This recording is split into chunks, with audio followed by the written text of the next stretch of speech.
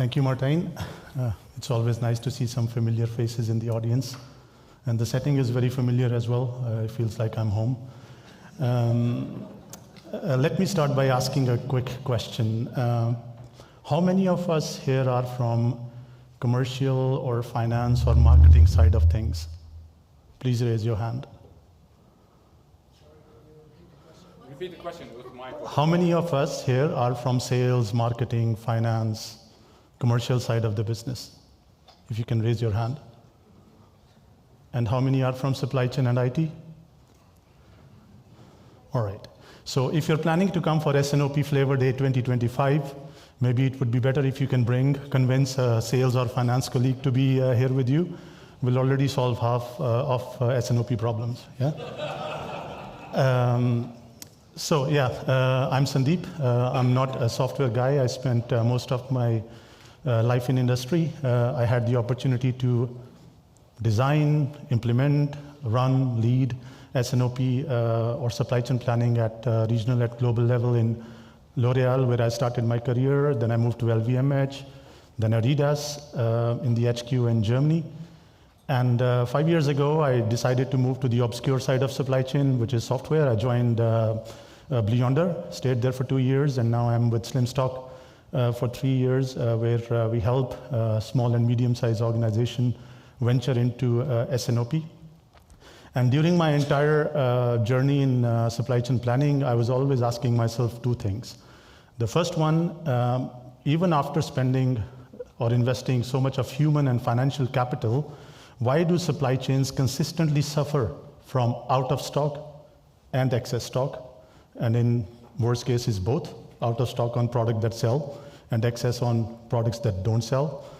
And the second thing, why technology is always sold as a magic pill that will solve all our planning problems. And coming from a software vendor, it can be counterintuitive, because S&OP is all about governance, shared KPIs, collaboration, processes, how trained your people are in these skills.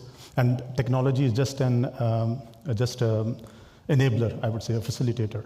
Our colleagues this morning said that S&OP is broken. I fully agree with them, but I don't agree that it cannot be fixed. Of course, it can be fixed, and S&OP is a very key component to make supply chains anti-fragile. Now, what do we mean by anti-fragility?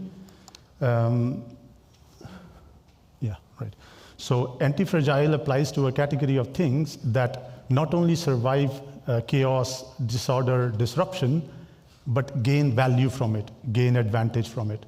So the concept of anti-fragility became mainstream 6-7 years ago with the book Anti-Fragile by Nicola Nassim Taleb, who is also the author of Black Swan, if you have read Black Swan or Skin in the Game. And he started talking about anti-fragility because disruptions are the new normal. We had one black swan, then we had the second black swan. Martijn showed, at least in his initial slide, 4 or 5 black swan events in the last 3 or 4 years, right? Any examples of systems around you that show signs of anti-fragility? What, according to you, is an anti-fragile system? Immunity. Our immunity is anti-fragile. The more we expose our body to bacteria, external bacteria, the stronger it gets. No surprise, when I used to go with my Western European colleagues to India, they'll always have a funny stomach or they'll fall sick because they are not used to the bacteria that we are used to when we grow up, right? The other system that is anti-fragile is open source software. Why? Because the moment a weakness is identified, a solution is brought on right away, right? The third one, if you are used to stock investing, is the barbell strategy, with nothing in the middle kind of approach, where you have low risk, low reward strategy on most of your resources, and then high risk, high reward on big bets, right? So the nature, financial markets, systems around us gives us a lot of anti-fragile systems, and we can make supply chain anti-fragile as well. What do we mean when we say we can make supply chain anti-fragile? So this is the natural progression in your supply chain maturity. A fragile supply chain suffers in face of chaos and disorder, and in the end loses value. whether it is service, revenue, profitability. We moved from fragile to agile supply chains that are designed to adapt and react, but in doing so, they sacrifice financial performance. Resilient supply chain, which became the buzzword post-COVID, everybody wanted to be resilient. But resilient supply chains, they are designed around fragile supply chain paradigms, which means they can absorb small shocks. But if the shocks are repeated with a given frequency and they get stronger, the resilient supply chains, they are knocked off and become fragile as well. Whereas anti-fragile supply chains, they basically not only thrive, they not only survive, but they thrive on chaos and disorder. How do organizations build anti-fragility in their supply chains? Redundancy is one of the factors. Let me give you an example. In a fragile supply chain, redundancy, whether it is excess inventory, diversified sourcing, excess capacity, is to be eliminated. And this is how most of the supply chains are designed today. The moment we talk about redundancy, it's a cost to be eliminated. When you move from fragile to resilient state supply chain, it's an insurance premium in case some uncertainty happens. Whereas anti-fragile supply chains, it is an investment opportunity. If something chaotic happens, there is volatility, uncertainty, how do I capitalize on it to make more money, to get more profitability, to reduce costs? Yeah, and there are a lot of other factors that help supply chains become anti-fragile. It can be a flexible network, localized inventories, scenario planning that we talk a lot, ML, AI-based adaptive forecasting, digital twinning, right? But then when it comes to planning, how do we make sure that the way we approach our planning contributes to supply chain becoming anti-fragile? So I think everybody knows about the core framework. This is what the supply chain royalty at Gartner conveys as best practice, right? So core is configure, optimize, and respond, right? Now, supply chain planning is all about decision making, right? Collaborative decision making. What to sell, what to produce, what to source, where to store, when to buy, where to buy, right? So if we understand the impact of uncertainty on supply chain performance, we can make smart decisions. But most of the supply chains today, they are anchored in fragile state planning. Why? Because they are based on the traditional practices of single forecast accuracy, centralized planning teams. And this is what we sell as best practices. But these best practices, they are not suited for the complexity and volatility that supply chains operate in today, right? So what do we mean by configure, optimize, and respond? Configure decisions are around design and structure of the supply chain.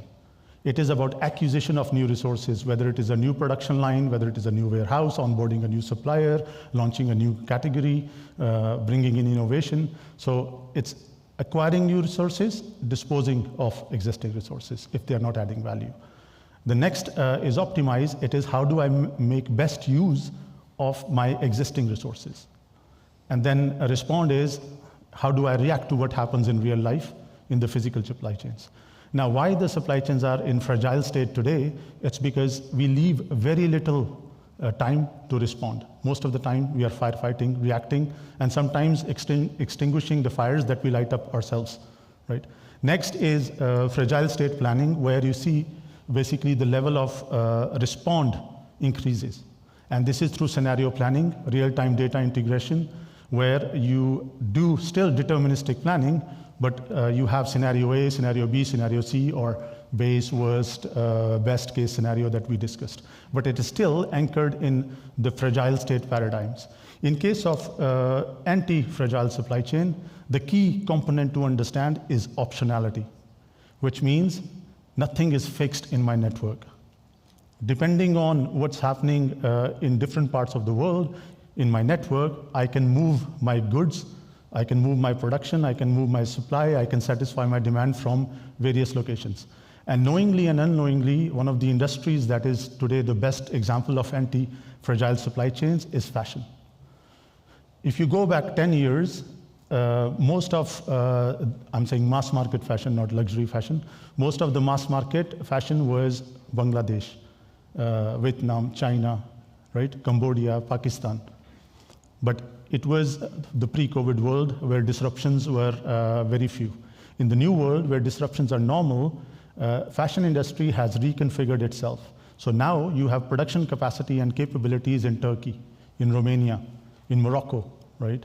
In Portugal. So depending on how the situations are unfolding because of geopolitical unrest, because of transport routes blockage, how situation unfolds, the production can be moved at the last time to satisfy the demand for EMEA, for example.